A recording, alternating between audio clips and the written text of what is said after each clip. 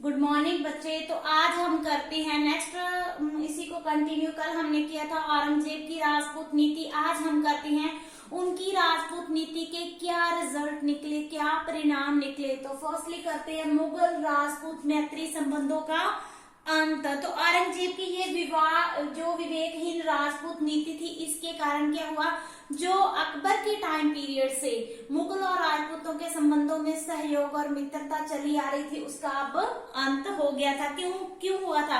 क्योंकि जो औरंगजेब था उसने राजपूतों को अपने अधीन करने की कोशिश की, और जो राजपूत थे वो किसी की अधीनता स्वीकार करने के लिए तैयार नहीं थे। इसके अलावा औरंगजेब ने उनके न सिर्फ धार्मिक स्वतंत्रता को ठेस पहुंचाई थी, बल्कि उन्होंने मान सम्मान को भी गहरी चोट लगाई थी। उसने उनके मंदिरों को तो नष्ट कर दिया था, मूर्तियों का अपमान किया था, और ये सब राजपूतों के लिए असहनयोग था। और उसने जो औरंगजेब था उसने जो जजिया कर को दोबारा पुनर्लागू करवा दिया था, जिसको अकबर ने हटा दिया था। और इस अपमान का बदला लेने के लिए राजपूतों ने मुगलों के विरुद्ध लंबा संघर्ष जारी रखा, जिससे क्या हुआ, जो मुगल राजपूत संबंध चले आ रहे थे उनका अंत हो गया। क्लियर। नेक्स्ट पॉइंट आता है मुगल राज्य राजपूत सहयोग से वंचित। क्या? मुगल राज्य राजपूत सहयोग से वंचित। क्यों? हमने पीछे पढ़ा है कि अकबर क्या था, बुद्धिमान शासक था। उसने विद्रोहों को कुचलने के लिए, दबाने के लिए, अपने साम्राज्य का विस्तार करने के लिए राजपूतों के साथ कौन से संबंध अपनाए थे? मैत्रीपूर्ण और विवाहिक संबंध अपनाए थे। जिससे क्या हुआ था, उसने बहुत से विद्रोहों को कुचल दिया था। और इन विद्रोहों को कुचलने में उसने किनका सहयोग लिया था? राजपूतों का सहयोग लिया था। क्योंकि राजपूत क्या थे? वीर, साहसी और बहादुर और योद्धा लोग थे। परंतु औरंगजेब ने क्या था, अपनी मूर्खतापूर्ण और विवेकहीन राजपूत नीति के कारण जो राजपूत थे उन राजपूतों को अपनी सेनाओं से वंचित कर दिया था। और दक्षिण में जब शिया शासकों और मराठों के विरुद्ध औरंगजेब का संघर्ष चला, तो वो राजपूतों का सहयोग नहीं ले सका। तो इस तरह मुगल राज्य राजपूत सहयोग से अब वंचित हो चुका था। नेक्स्ट पॉइंट आता है जन तथा धन की हानि। तो औरंगजेब की इस विवेकहीन राजपूत नीति की वजह के कारण ही क्या हुआ, अकबर को काफी लंबे समय तक युद्धों में व्यस्त रहना पड़ा, जिससे उसको धन और जन की हानि उठानी पड़ी। जैसे कि हमने पढ़ा है कि मारवाड़ और मेवाड़, इनके साथ उनका लंबा संघर्ष चला था, और इन अभियानों में असंख्य सैनिक मारे गए, लाखों रुपए खर्च हुए, परंतु औरंगजेब को लाभ कुछ भी नहीं हुआ। और जो मेवाड़ था उसके साथ अंत में औरंगजेब को संधि करनी पड़ी थी, और जो मारवाड़ था उनके साथ जो अजीत सिंह को सिंहासन प्राप्त करने में सफल रहा, तो मारवाड़ के साथ भी जो उसकी जो योजना थी वो सफल नहीं हुई। तो कुल मिलाकर कह सकते हैं कि इस नीति की वजह से ही औरंगजेब को जन तथा धन की काफी हानि हुई थी। नेक्स्ट पॉइंट आता है मुगल प्रदेशों में शांति। क्या?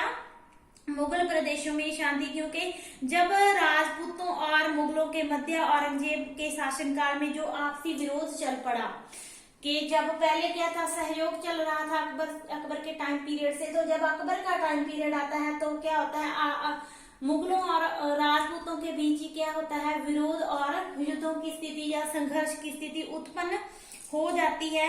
तो उससे क्या हुआ, न केवल राजपूताना बल्कि उनके जो विरोधी या पड़ोसी मुगलों के जो पड़ोसी विरोधी राजा थे, उन्होंने भी मुगलों के खिलाफ संघर्ष या आक्रमण या विद्रोह करना शुरू कर दिया था, जिससे मुगल प्रदेशों में शांति और अराजकता का वातावरण छा गया था। और कहा जाता है कि दिल्ली से आगरा, कहाँ तक? दिल्ली से आगरा जाने वाला मार्ग इस अव्यवस्था का विशेष रूप से शिकार हुआ, जिससे कारण क्या हुआ, फिर औरंगजेब को हानि हुई थी। क्योंकि मुगल प्रदेशों में शांति लाने के लिए उसको बहुत टाइम चाहिए था, परंतु वो क्या था, युद्धों में व्यस्त था। नेक्स्ट पॉइंट आता है सम्राट के सम्मान को धक्का। क्या आता है? सम्राट के सम्मान को धक्का। के औरंगजेब को मेवाड़ तथा मारवाड़ के नगरों पर अधिकार प्राप्त हो गया था। फिर भी जो पहाड़ी प्रदेश के जो राजपूत थे वो स्वतंत्रता संग्राम के कारण उनके खिलाफ जूझते रहते थे। क्लियर। तो राजपूतों ने छापामार प्रणाली को अपनाया था और वर्षों तक दुर्गादास राठौर और अजीत सिंह ने संघर्ष जारी रखा था।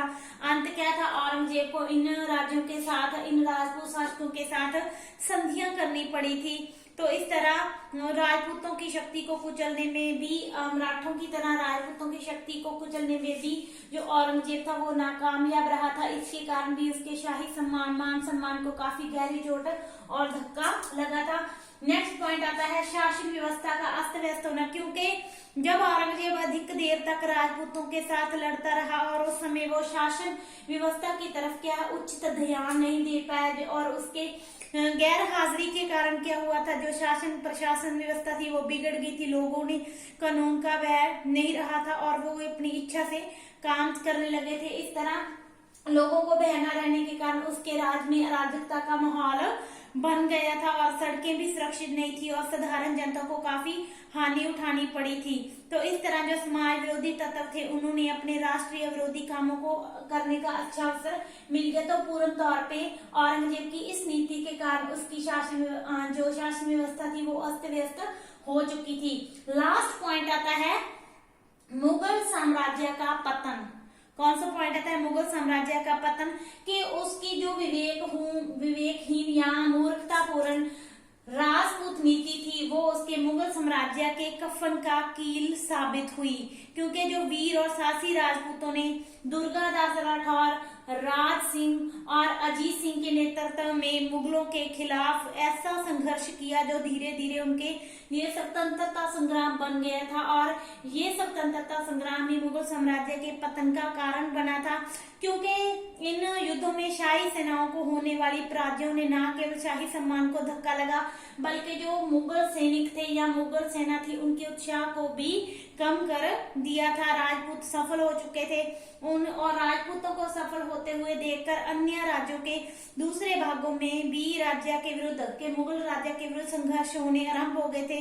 राज्य के लिए सभी ओर से विपत्तियां और कठिनाइयां पैदा होनी शुरू हो गई थी, जिनके फलस्वरूप धीरे धीरे मुगल साम्राज्य विपत्तियों से घिरता गया और मुगल साम्राज्य का पतन हो गया। क्लियर? तो यह टॉपिक आज कंप्लीट होता है। कल हम नेक्स्ट टॉपिक करेंगे। Thank you so much.